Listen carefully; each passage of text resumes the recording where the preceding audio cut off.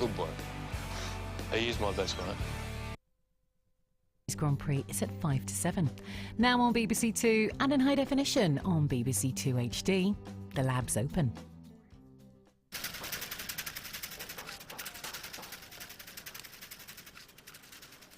Hello and welcome to Man Lab, which stands like a warmly lit wayside tavern on a road ruined by the potholes of our own incompetence, and where the weary traveller may drink deeply of the sawdusty draught of reassurance that everything will be okay, or something like that.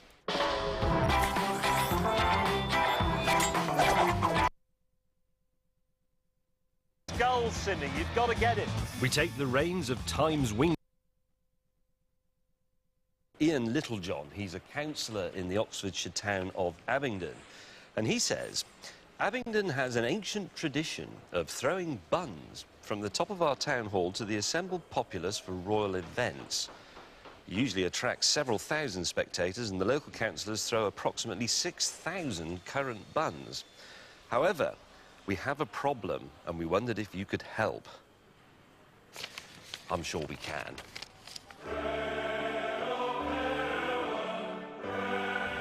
This might sound like the sort of thing we would just make up. It isn't. Abingdon's obsession with chucking buns at its citizens stretches back centuries. Every time there's a royal event, out come the buns. All the way back to eyewitness accounts of low-flying hot crossers at the coronation of King George III in 1760. Let them eat buns, cry the burghers of Abingdon, and the dough-faced citizens swarm into the streets like yeast-crazed fanatics. Old photographs show crowds in a bun frenzy, so deprived of entertainment that a pelted bun must have seemed like a PlayStation 3. But if anything, it gets worse. Let's move forward to the modern colour age, the 1990s, the rise of the me culture, the decline of community values, and we find tragic scenes such as this. Now, if you look carefully, you will see this girl has 3 buns to herself. This woman over here has 3 buns. Somebody back here has 2 buns. Somebody is catching buns in a hat. But what about this poor urchin here? He has nothing. He is our ward for this operation, because let's not forget, he will now be in his 20s. He must be starving.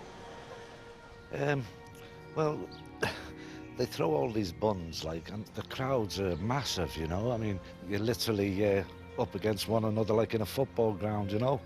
And it's impossible to, unless you're very lucky, to catch one, you know. I'd say the amount of buns that actually make it to the back, about 1 or 2, not even that. We try as hard as we can, but if we're wearing robes, they do inhibit you rather. Last year, people were going home with 5 or 6 at the front, and then those at the back were not getting any.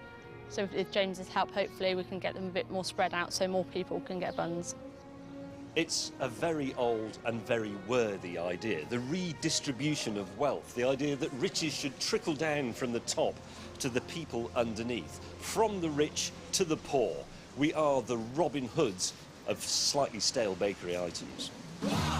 This, then, is our battlefield, Abingdon Town Square, clearly constructed to resemble a giant hot cross bun. Come the Jubilee in 4 days' time, we'll be perched on top of this, the Town Hall, rivalling the Shard at a colossal 20 metres high. But if we are to successfully throw buns to the farthest reaches of the square, we need to introduce Abingdon to the white heat of technology and science, which will feed us all. So here we go, 300 years into the great tradition of throwing buns off the roof of the town hall, we have introduced the theodolite. Looks very complicated. The principle is very simple. It sort of draws invisible optical triangles in the air, and you will remember from trigonometry that if you know angles and a few distances, you can then work out all the sides of the triangle, so we can get distances away, heights above the ground, and so on. The point of this is, if we've got very accurate dimensions, we can work out very accurate trajectories that the buns need to follow. Now, in order for this to work, you have to point it at the little prism on the top of Aaron's rod here, which means Simmy's going to press the buttons on this, because he's very brainy. I'm going to go back down the 108 wooden steps of Ye Olde Town Hall and stand in the square with this. Happy? Very happy. See ya. None shall pass. Should we do a reading from the centre of the cross in the square? The cross in the pavement? I am advancing.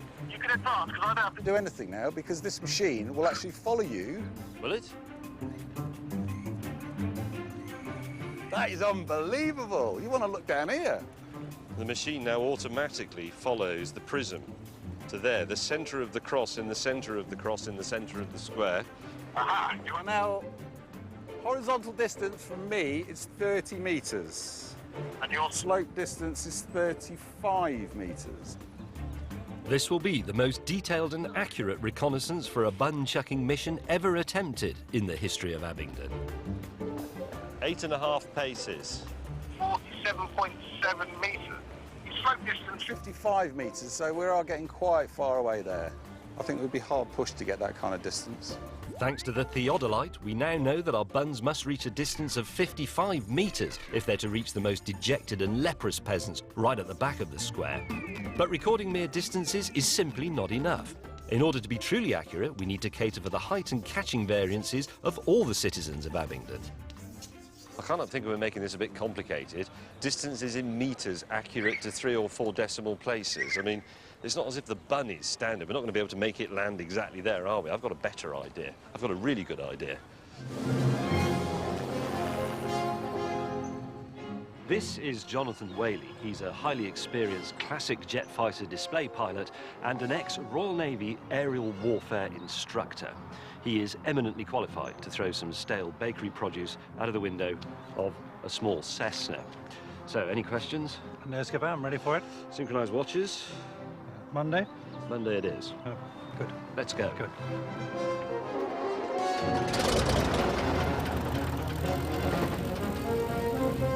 And so began the first flight of the Abingdon Bunner Command. Our target, representing Abingdon citizens the world over, is our cardboard cutout of Will, our producer. In the past, he's survived being shot by dueling pistols and being crushed by falling trees. Can he withstand an aerial assault with the contents of a Greggs? In the RAF during the Second World War, there were 300 pilots named Baker, 16 named Bun, and 1 named Cake. In-flight entertainment over, we've got to start flying really low if we're to successfully slam the man not cut out for his job. And reducing altitude. And I mean really low. 95 degrees. 5 degrees, bun doors open. There are more bun puns to come. Lower, lower. 30 feet, 30 feet. Target in sight.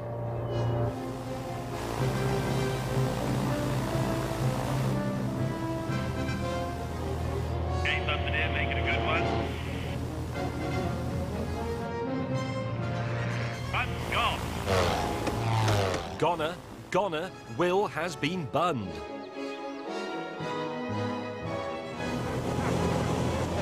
Stuff poncing about with the theodolite, we now have proof that rapid aerial delivery would give 50% accuracy and only mild concussion.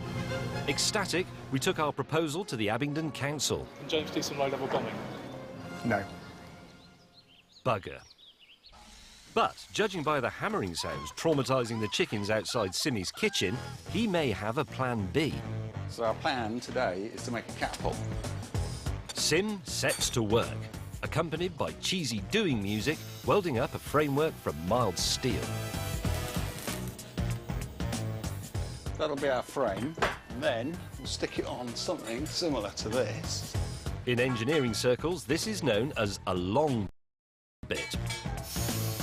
With the long bit attached, Simmy also fashions a trigger mechanism. This is becoming less of a catapult, more of a hot crossbow. Off it goes. Following some art shots of the angle grinder, the final stage is to attach some strong bungee cord to the frame. When this is extended, it's held by the trigger. And that seems to work. Now to the bun-firing butts. How accurate is this? Well, if I aim for the middle of the gate... What if I go and stand in there? Can you... All right. See if you can actually fire it into my hands? Because I'm just thinking, if this is a device that fires a single bun, the really needy people who never get a bun, we can fire buns at, Yeah. you know, All right. people who maybe aren't quite up to the fray. It's a good 40 metres to the gate. You add in a 20-metre drop, as we'll be firing from the top of the town hall, then if we can reach this, we should clear the square. Right, ready? Yeah. Give me that bun, man. There's a bit of wind.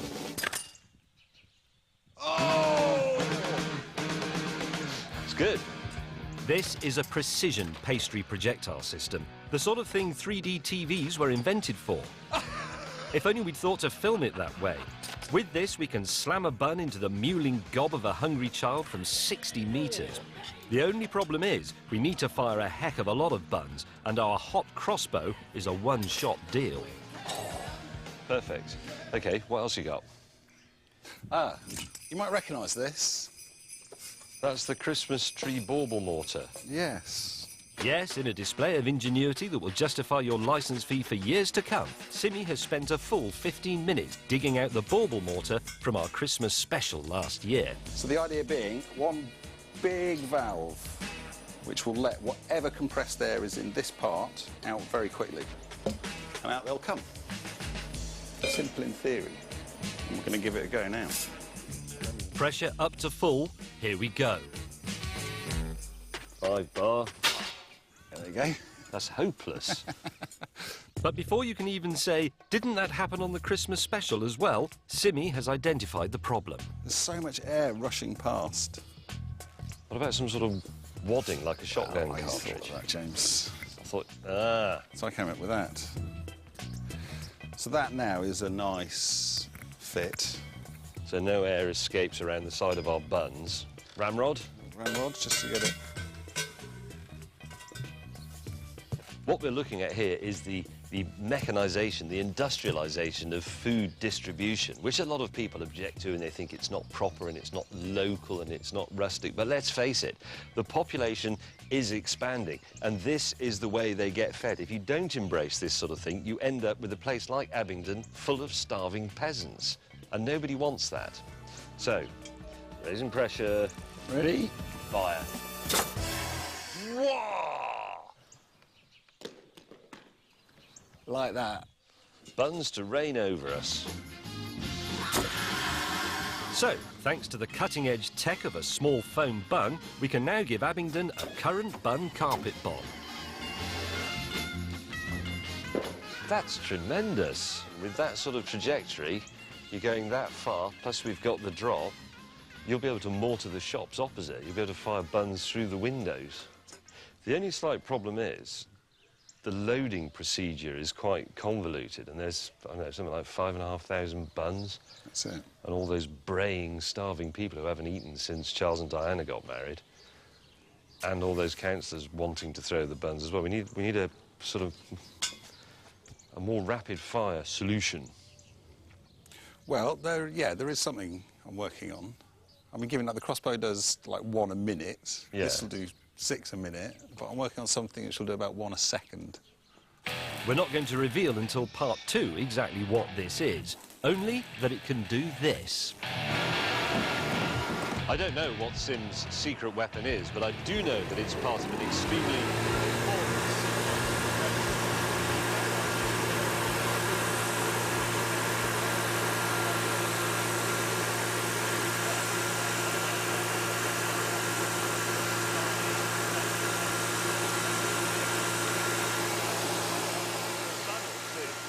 This is true progress. Coming up, will our bun battery be up to Bun-mageddon, and will we run out of cheap bun-based gags? Hey! Load the blunderbuss! Stay tuned. Fire! Fire! Fire!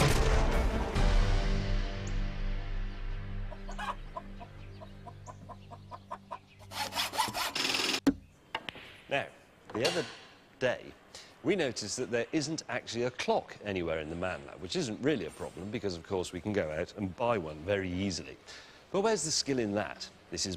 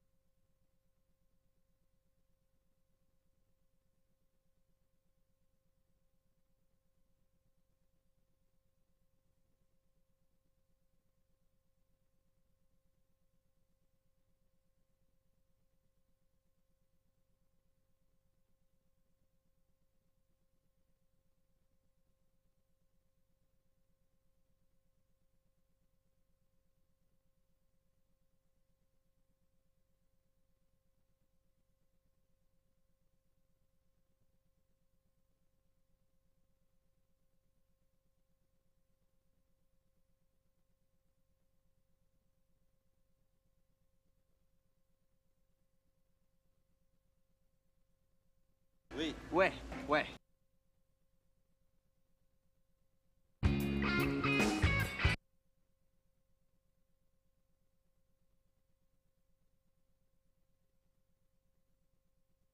Guy is still looking. Ne'er-do-wells. Jubilee was in danger. The town of Abingdon, hoping to feed the starving masses. So now let's go and see how Bund Aid is getting on.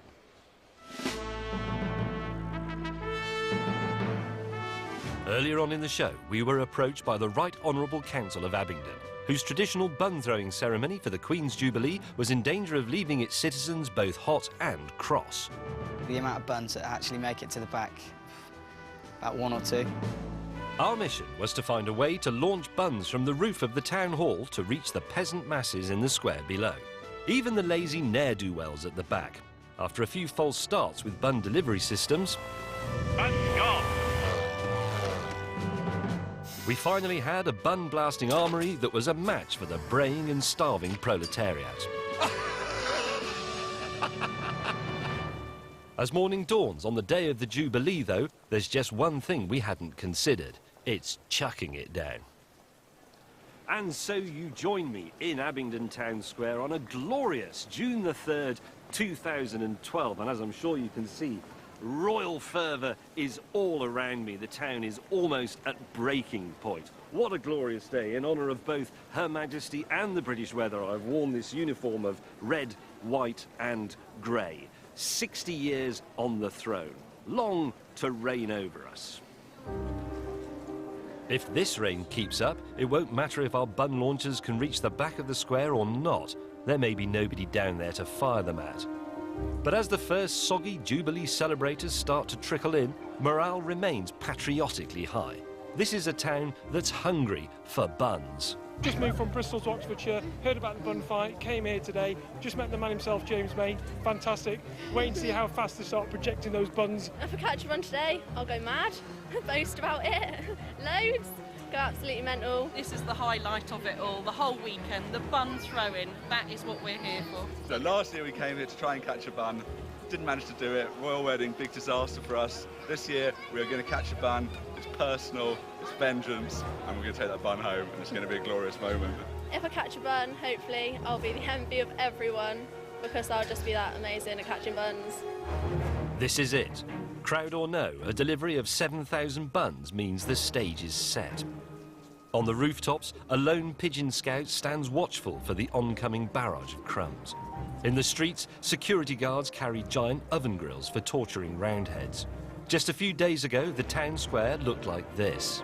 Today, on the Jubilee of Her Majesty Queen Elizabeth II, 1926 to unknown, it looks like this.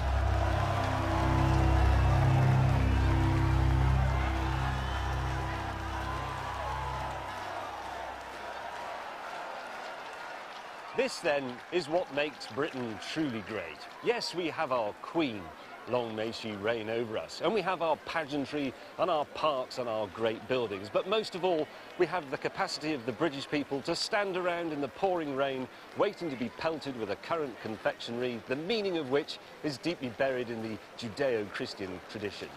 People who every 5 minutes will turn their eyes skywards and say, "Do you know what? I think it's brightening up." On the roof, the Abingdon Town Council battalion readies its first assault. The 1,000-strong crowd turnout means that the small and weak are stuck at the back.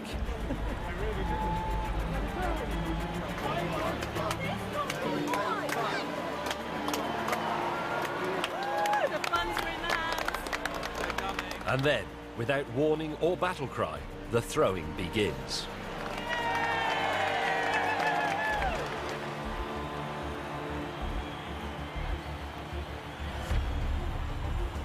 It's a valiant attempt, but nowhere near enough. Even the council's most experienced bun handlers are fumbling their aim, and vast swathes of the Jubileers at the back aren't getting anything.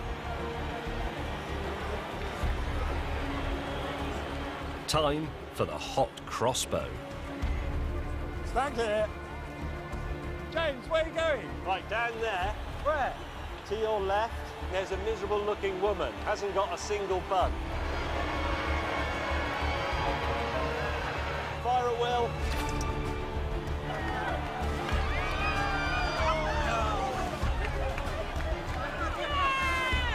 That got a cheer. Reload.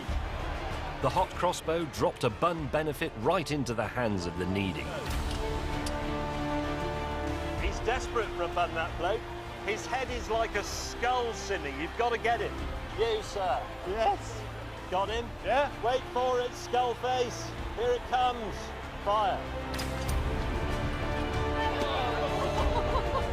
It's a near miss, but with a crowd this huge we can't afford to make mistakes. And as we feared, the hot crossbow is just taking too long to fire off single shots. Sod it, let's turn the mortar round and fire at that lot. Ready! Load the blunderbuss! As Simmy readies the blunderbuss mortar, I pull out our special bun ammunition, printed with the faces of the entire royal succession. Prince Charles. And, as it's her jubilee, a few extra queens. Harry. Right, down the barrel. Building pressure. Anyway. Bar. Fire! Way!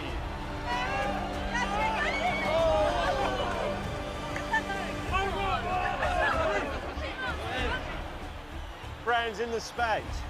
This is more like it. The blunderbuss is firing off a baker's dozen once every 15 seconds. Simmy, lower elevation. I think we might be able to get those people in the window on the opposite side of the square. Fantastic. Fire! Fire! Fire! Rory, find us some starving urchin. They'll do. Breach closed. Pressure. Loaded. Stand clear. Fire in the hold. Spot on. You got one! You got one! You got the bun. But like a hot cross hydra, for every satisfied bun gobbler we fire at, another 10 crop up in their place. The mortar is doing its best, but like a plague of royalist current-loving zombies, the siege keeps coming. Time to wheel out the big gun. We've had the blunderbuss, we've had the hot cross bow, but now would you please welcome Sim's secret weapon, the machine bun.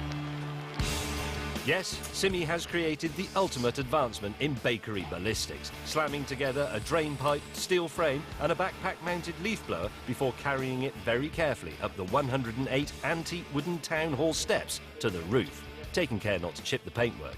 This is war. Head for the weapon! Left a bit, left a bit, left a bit. You don't have to hold it. Right, take this.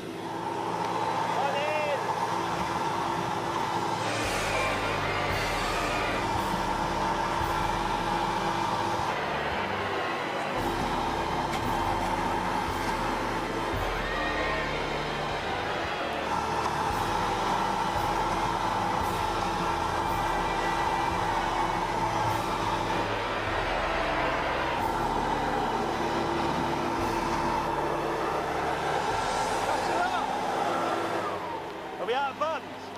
I'm out! Sim is like a messiah. With just 7,000 buns, he seems to have fed 5,000 people. But had it worked? Yes, we got buns. I got, I think, 3 normal buns and 1 Prince, whatever his name, Prince Andrew I caught. Yeah, we've caught quite a few buns today. Yeah. Glorious moment. Worth standing in the rain for that. A glittering, memorable day full of golden memories of glory. 60 years on the throne, 7,000 buns. And the people of Abingdon have eaten.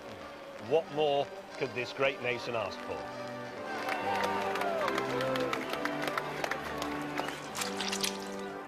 Well, I thought that was a triumphant edition of Man Lab. We've conquered time, we've broken down the great European language barrier, and we've fed the starving of Oxfordshire. So it seems only right that we have a triumphant bell ending. Here to play us out with theme from Man Lab, it's the Stone Handbell Ringers. Goodbye.